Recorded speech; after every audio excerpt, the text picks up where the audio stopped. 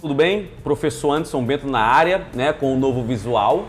E nós vamos falar hoje de doenças infectoparasitárias, tá? Doenças causadas por micro-organismos patogênicos, ok? Vamos entender primeiro os conceitos do que é doença, do que seria uma infecção, porque são infecção, e o que são parasitas. Vamos aqui agora para esse slide para ver se fica claro. O que é a doença? A doença ocorre quando há uma infecção, tem que haver uma infecção, né? E essa infecção resulta na incapacidade do organismo de realizar suas funções normais, ou seja, quebra-se o estado de equilíbrio. Professor, e o que seria esse estado de equilíbrio? Quebra-se a homeostase, tá? Homeostase, anotem, estado de equilíbrio do corpo. Então o organismo deixa de realizar as funções consideradas normais. Nesse caso, nós podemos dizer que esse organismo está doente, beleza?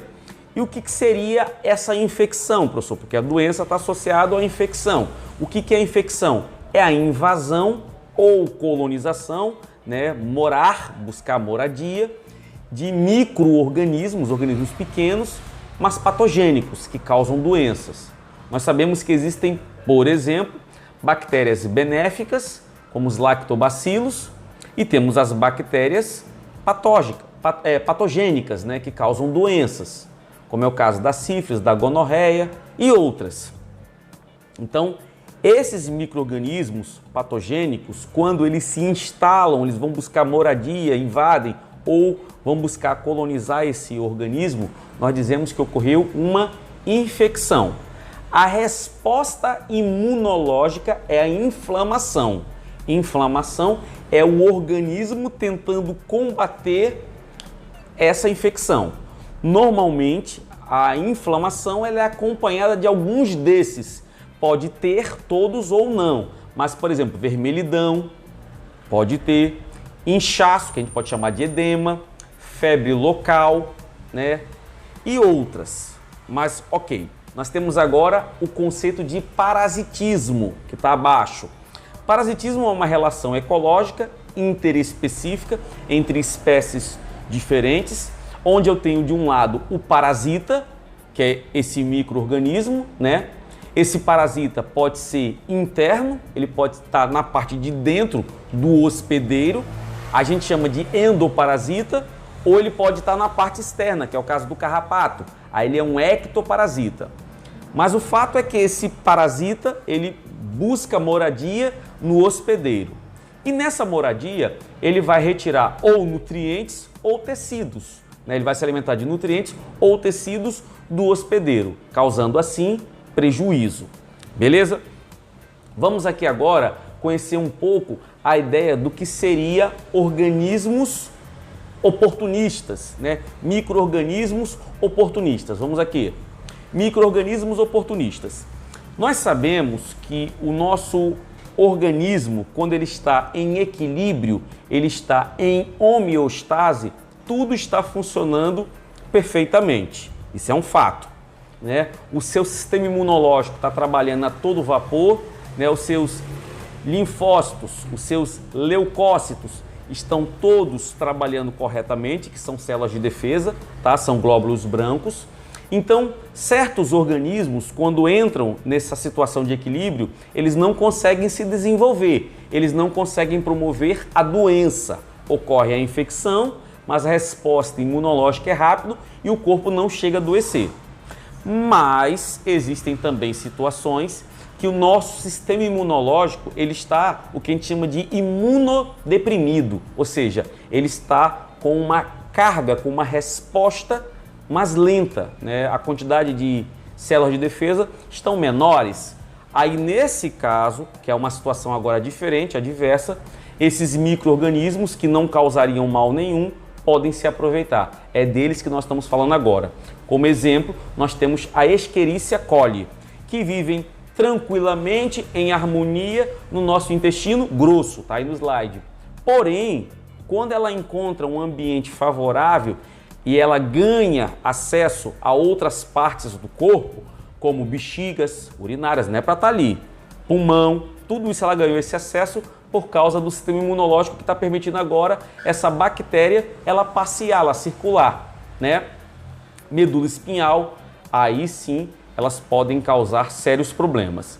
Quem tem essa característica de deixar o sistema imunológico imunodeprimido, na observação, lá embaixo que você está vendo, é a AIDS, né?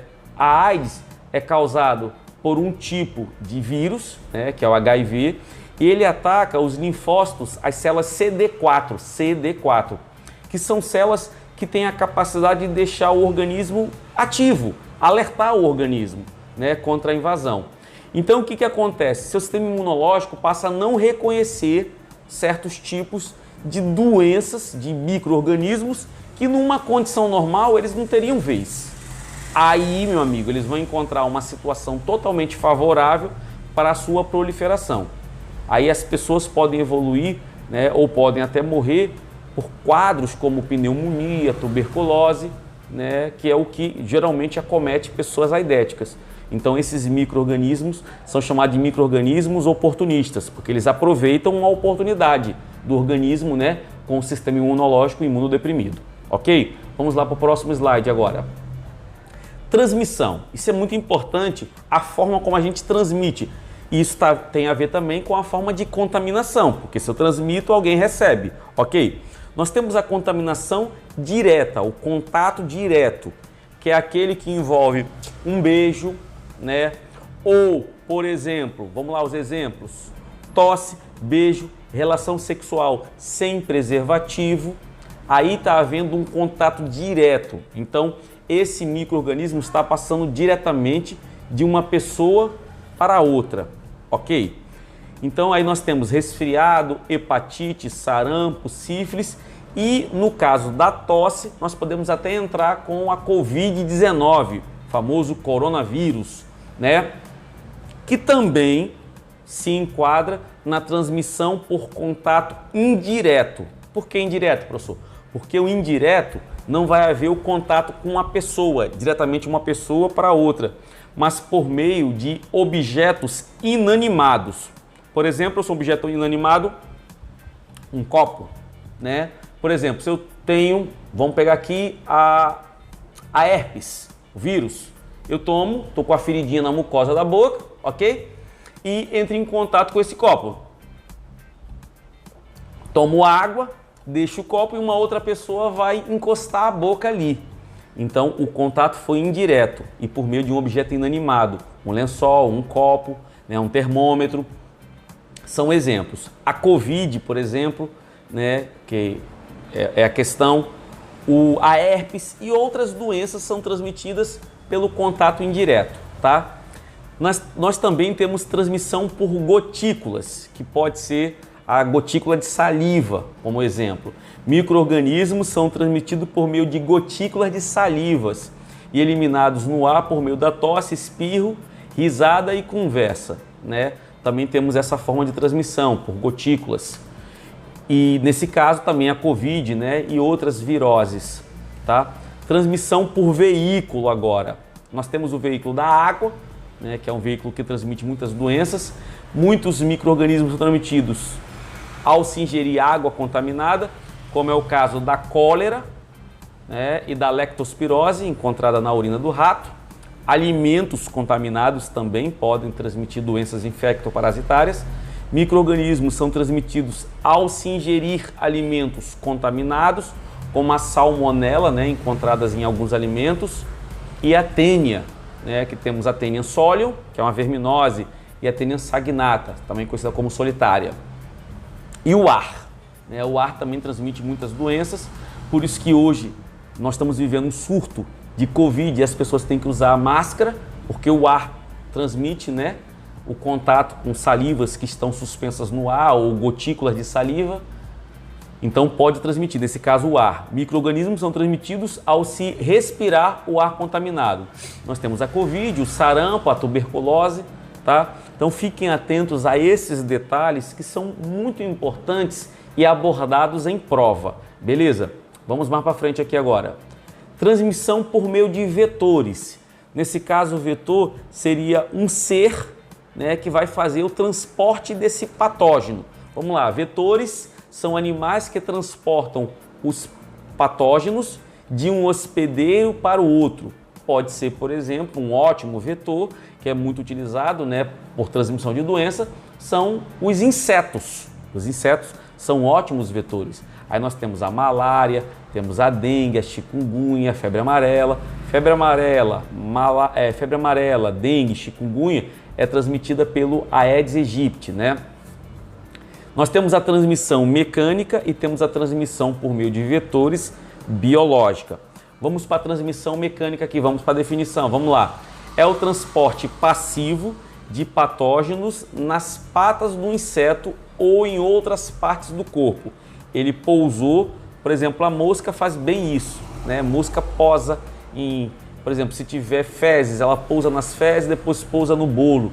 Então é um bicho muito nojento que anda. Formiga também anda muito sobre vários bichos mortos, barata mesmo. As pessoas às vezes têm nojo de barata, né? E é um bicho nojento. Mas quando vem uma formiga sobre um bolo, sobre algum alimento, dão aquela famosa assoprada e tiram a formiga. Pessoal, quando a barata morre, quem leva a barata embora é a formiga. Formiga é um dos bichos mais nojentos que tem. E a transmissão de doenças que formigas fazem é classificada como mecânica, beleza? E nós temos a transmissão biológica. Vamos aqui para a biológica. Artrópode, no caso um inseto, pica uma pessoa infectada e ingere parte do sangue infectado. É bom lembrar que o Aedes aegypti, ele não nasce infectado. Vamos supor que ele esteja transmitindo a dengue. Ele não nasce infectado. Ele, ao chupar, que é um animal, é um ser hematófago, ao sugar o sangue de uma pessoa contaminada, quem faz isso são as fêmeas. Fiquem atentos, os machos não se alimentam de sangue, mas as fêmeas, tá? Até para maturar os seus óvulos. Ela acaba se contaminando e ela, quando vai buscar outras pessoas para se alimentar, ela acaba levando agora no seu aparelho bucal, normalmente, esse vírus, esse patógeno, né? Então, os patógenos se reproduzem no vetor e podem infectar outro hospedeiro através da picada ou fezes. Fezes é no caso da doença de Chagas, né? Que é o mosquito, o Trypanosoma cruzi, né? O protozoário, o Trypanosoma cruzi, que é transmitido pelo barbeiro ou chupança, que é um treatomídeo, e é pelas fezes dele, beleza? Principais doenças causadas por vírus. Vamos falar agora das viroses. Os vírus são agentes infecciosos acelulares. Como nós sabemos, vírus não tem célula, são acelulares. Que fora das células hospedeiras, lembre que ele é um parasita, então tem que ter o hospedeiro, né? Eles são inertes, eles não conseguem se reproduzir, tá? São inertes sem metabolismo próprio. Mas dentro delas, o seu ácido nucleico, que pode ser DNA ou RNA, torna-se ativo, produzindo novas estruturas virais, dando a ele a capacidade reprodutiva, ok? Então vamos para as características dos vírus. Deixa eu me hidratar aqui. Vamos lá. Característica dos vírus. Vamos lá. A. Acompanhe na letra A. Possui um envoltório proteico que protege o material genético denominado capsídeo. Então é uma proteína que envolve o vírus, uma cápsula, é um capsídeo. Alguns desses vírus podem possuir uma camada externa a esse capsídeo, que é uma camada lipoproteica. Os vírus que têm essa camada externa ao capsídeo são chamados de vírus envelopados. Professor Anderson, e da onde veio essa capa lipídica? Normalmente ela pode ter vindo de alguma célula que ele saiu e pedaços da membrana plasmática dessa célula, que ele acabou parasitando e saindo do interior dela, veio preso, né, na estrutura externa desse vírus, ok? Então já falamos do B, que é a cápsula lipídica. O C possui um único tipo de ácido nucleico, que também nós falamos, DNA ou RNA. Já foi encontrado vírus com os dois, mas é raro, que é o citomegalovírus humano. Professor, repita, citomegalovírus humano. É um vírus que tem os dois ácidos nucleicos, mas é raro. O comum é ter DNA ou RNA. Vamos para a letra D agora. Existem vírus de DNA de fita dupla, duas fitas de DNA, que a gente sabe que o DNA é fita dupla, de fita simples, que já é mais difícil, RNA de fita dupla e de fita simples, ok? Isso a gente vai trabalhar mais à frente. Letra E. são parasitas, a gente já sabe o que é parasita, né? Intra, o que é intra? Dentro, celular da célula, obrigatório. Ou seja, resumindo e esclarecendo, os vírus só se reproduzem dentro de uma célula hospedeira, fora eles são inertes. Por isso o termo, parasitas intracelulares obrigatórios, ok? Vamos lá, continuando, letra F agora. Multiplicam-se dentro de células vivas usando a maquinaria de síntese dessas células. Claro, se eles têm DNA, eles precisam do que para produzir a proteína? Do RNA. Então eles vão buscar o que falta. A produção para ser completa tem que ter DNA e RNA. Se ele só tem um, ele vai buscar da célula o que falta. E além disso também as enzimas, né, para acelerar, para tornar o processo mais rápido, que é o caso do biocatalisador, as enzimas, né? Letra F, multiplicam-se dentro das células, já falamos, né, usando o seu material, e vão para a letra G agora. Não possuem metabolismo, toda a energia que utilizam provém da célula hospedeira. A gente sabe que os vírus, fora das células, eles são inertes, ok? Então, vamos agora para o próximo slide. Principais doenças causadas por vírus. Fiquem atentos, meus queridos alunos, porque as provas costumam misturar questões virais e questões bacterianas, doenças bacterianas. E vocês têm que entender o que é viral e o que é bacteriano. A AIDS, por exemplo, é uma das doenças, né, emblemáticas, mais conhecidas, causadas por vírus, né? É uma pandemia, ela ocorre a nível mundo, né? Então, o agente etiológico é o vírus da imunodeficiência humana, o HIV, forma de transmissão, aí nós temos sangue, esperma, secreção vaginal, que é a letra C, letra D, leite materno, fiquem atentos, mulheres, né, que têm AIDS não podem amamentar os seus filhos, não podem amamentar. Acredita-se que o vírus possa atravessar a placenta e infectar o feto. É raro, normalmente é pela amamentação, pela lactação, ok? Sintomas. Normalmente os sintomas eles são tardios, eles não aparecem logo quando a pessoa adquire, né, ela é infectada. Mas os sintomas clássicos seriam febres, calafrios, dores musculares, aparecimento de inchaços, que são as ínguas, principalmente no pescoço, tá? Náuseas e vômitos. Não há cura, a gente sabe que a AIDS não tem cura. A gente utiliza antivirais para evitar que esses vírus se reproduzam de forma rápida e a doença acabe se espalhando. Oh, passou uma moto aqui agora, daquele jeito, hein? Vocês ouviram o barulho? Mas vamos lá, continuando. O tratamento consiste na utilização de medicamentos que inibem a reprodução viral e aumenta dessa maneira a sobrevida dos pacientes. Então, como eu falei, a gente vai trabalhar para fazer com que o vírus não reproduza, um antiviral, para evitar que essa reprodução dele, o ciclo lítico, né, que é um ciclo reprodutivo muito agressivo, ocorra. Então, a gente vai dar uma segurada na reprodução dos vírus, mas eles vão continuar no organismo, lembre disso, tá? Professor, e se eu diminuir a taxa de reprodução dele? É claro que a doença não acaba se generalizando e atacando várias células do meu organismo, ok? Profilaxia, como é que eu faço para evitar adquirir essa doença? Lembrando que a questão da educação sexual, como a gente sabe, relação sexual com preservativo tem que ser seguro, né? Uso de preservativo, como já foi falado, controle do banco de sangue. Se no banco de sangue não tiver esse controle, você receber um sangue numa transfusão e tiver contaminado, né? Adeus, você pegou AIDS. Utilização somente de seringas descartáveis e não compartilhar a utilização de instrumentos cirúrgicos e odontológicos. Toda vez que a gente vai no dentista, todo dentista sabe que tem que ter um protocolo para esterilizar todo aquele material que é utilizado, né? Então eles vão para um autoclave, para lá, autoclave é um aparelho específico para isso, ele dá um superaquecimento nesses metais que o dentista utiliza, ou os cirurgiões, até as manicures, né? Nos salões de beleza também tem que fazer isso.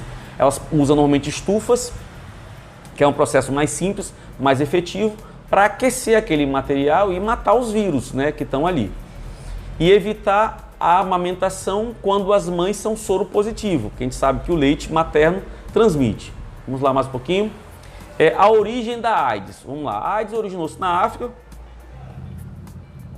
um vírus infectando macacos, penetrou na população humana, e quando as tribos utilizavam esses animais na alimentação, em 1930, acredita-se que as pessoas pegaram, né, a AIDS do macaco. Tem várias histórias, essa é uma das histórias, tá? Vamos lá. Término da colonização europeia, crescente urbanização e imigração e o aumento da promiscuidade sexual levaram à disseminação da doença. Então, a doença entrou nos seres humanos por meio do macaco, ingestão de carne de macaco, assim acredita-se, e com essa questão da globalização, da expansão, as relações sexuais, que até então eram sem preservativo, né, começou a haver uma transmissão grande da doença, a propagação, mas sempre por meio de relação sexual nesse caso, né? Então o processo foi mais lento do que da Covid, que já é a secreção, né? A Covid, o vírus do coronavírus.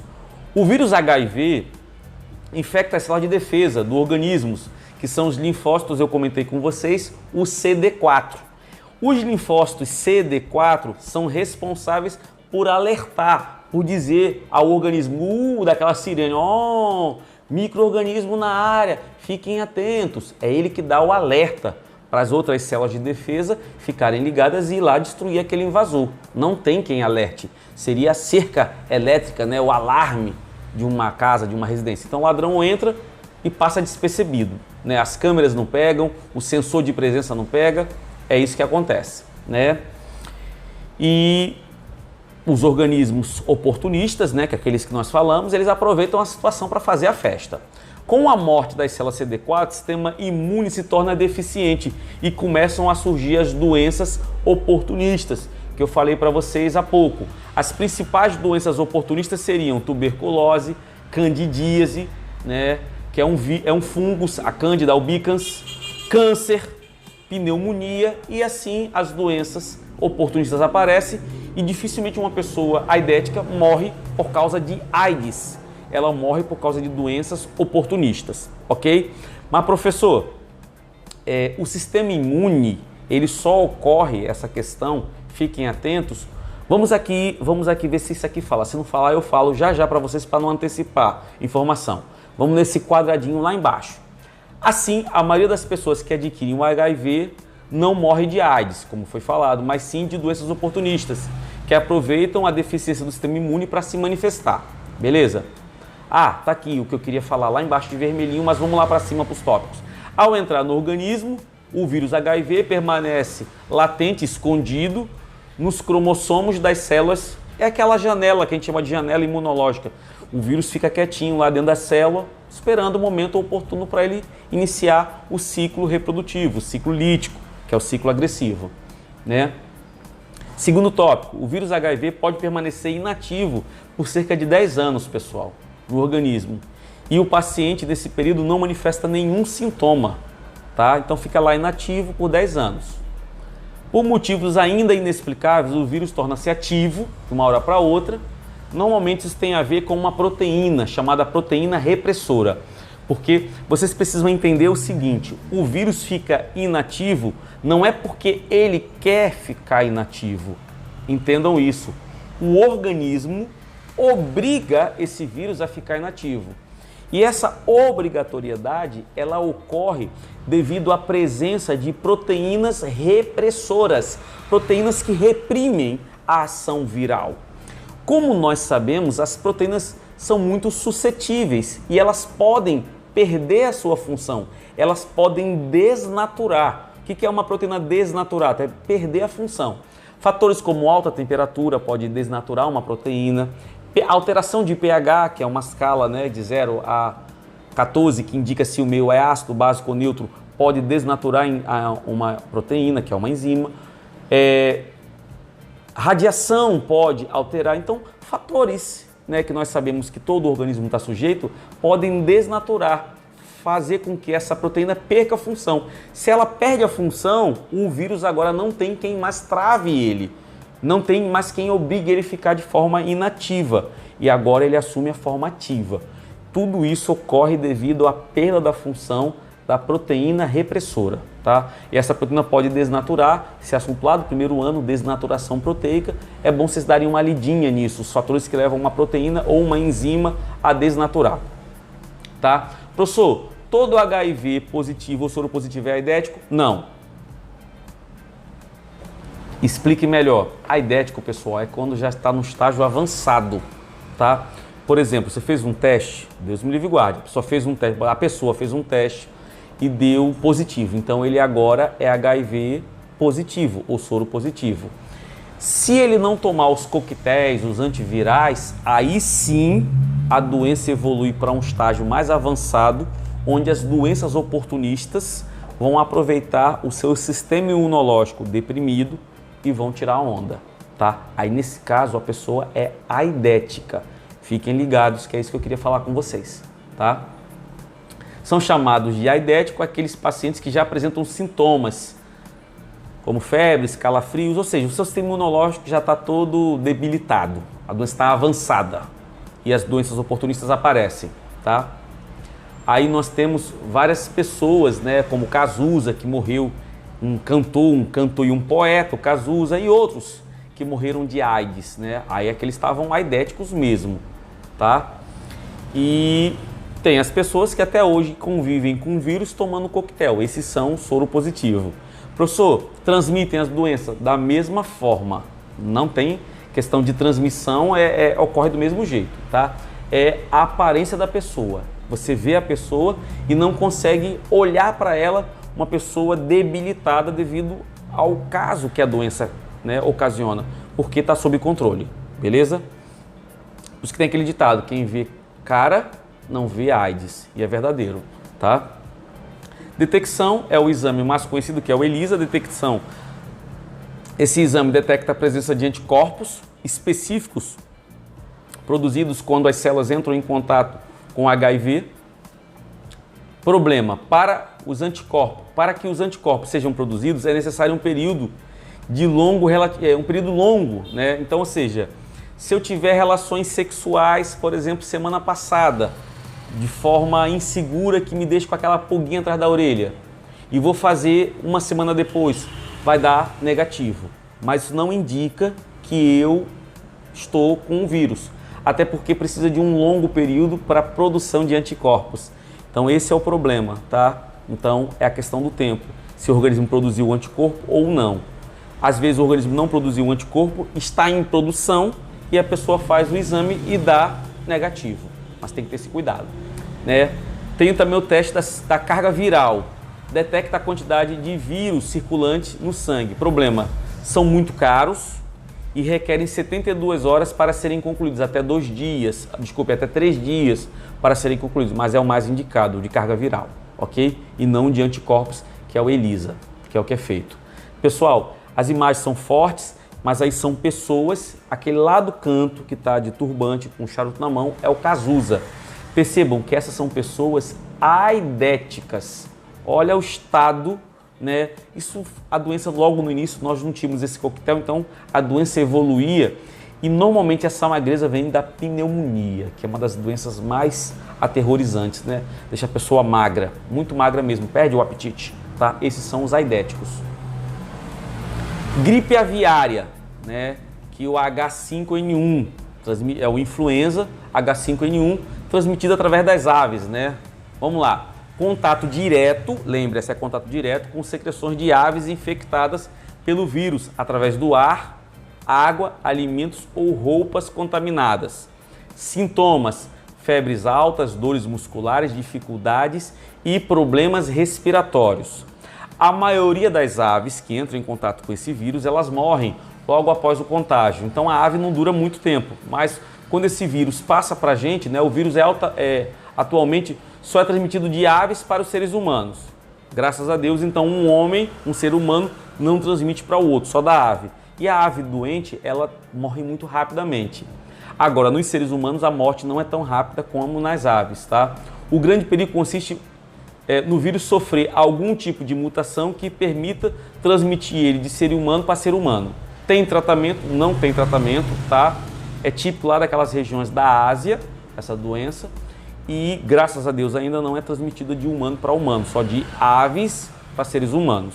Mas nos seres humanos o período de morte não é tão rápido como nas aves, tá? Profilaxia seria sacrificar os animais doentes.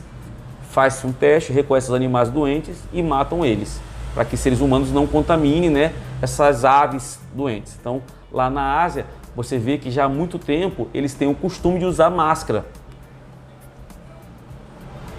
Então, por isso que a Covid, para eles, foi assim uma resposta. Eles conseguiram controlar a doença muito mais rapidamente devido ao costume de usar máscara, já que no Brasil a gente não tinha esse costume, né? Você, né, encontra pessoas com resistência para usar essa máscara.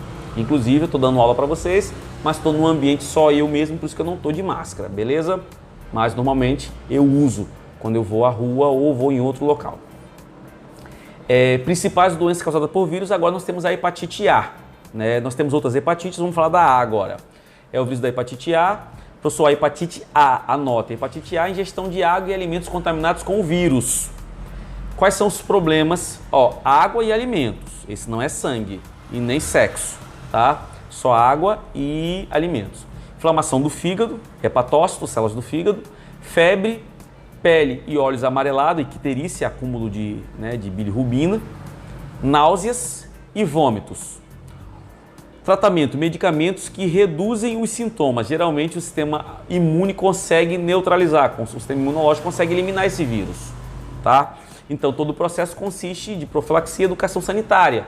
Lavar bem os alimentos, ferver a água, a questão do esgoto, tratar o esgoto, não jogar diretamente no rio, porque a gente sabe que isso é um dos principais causadores e contaminantes da água, ok? Vamos lá para outra hepatite.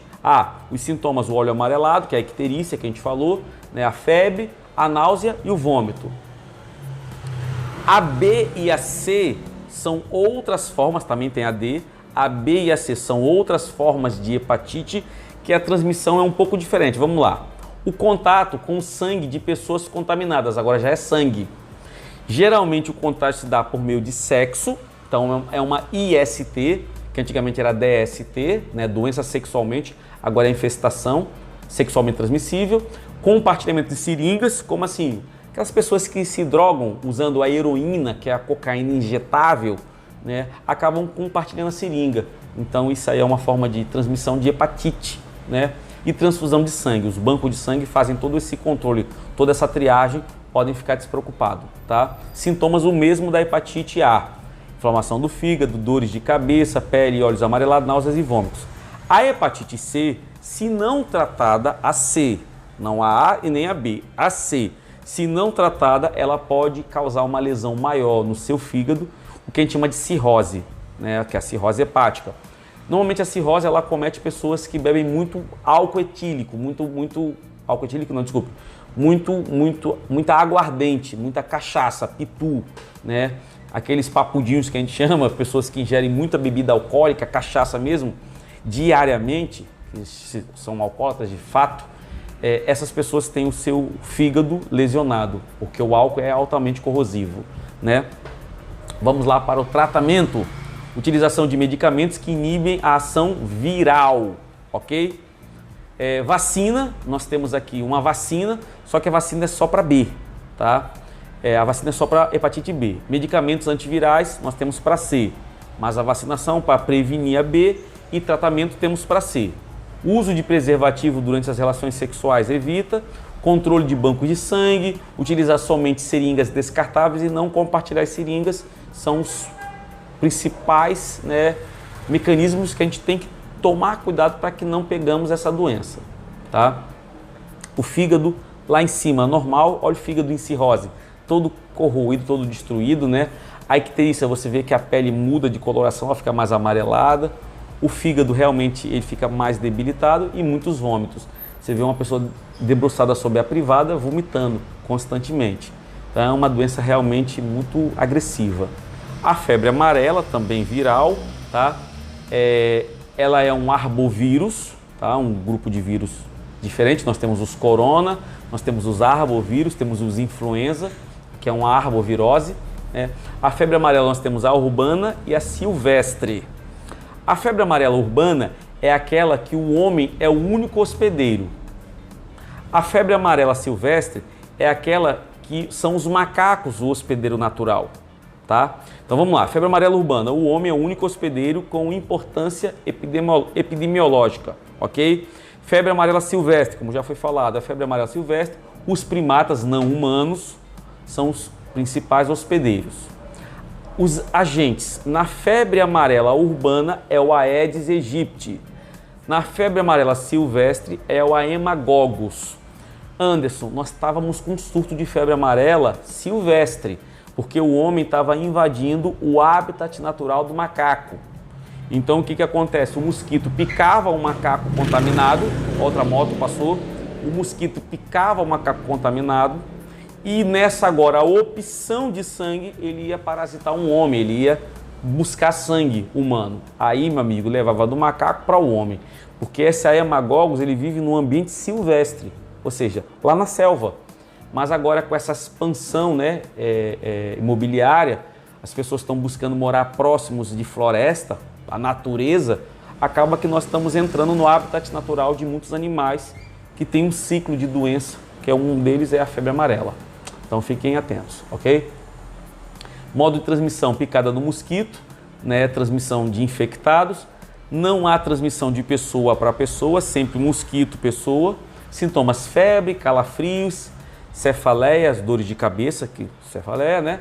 Náuseas, vômitos, icterícias, a pessoa vomita muito, né? E a pele sempre amarelada, os olhos, por isso que o nome da doença, febre amarela, devido à icterícia, tá? O fígado é bem atacado.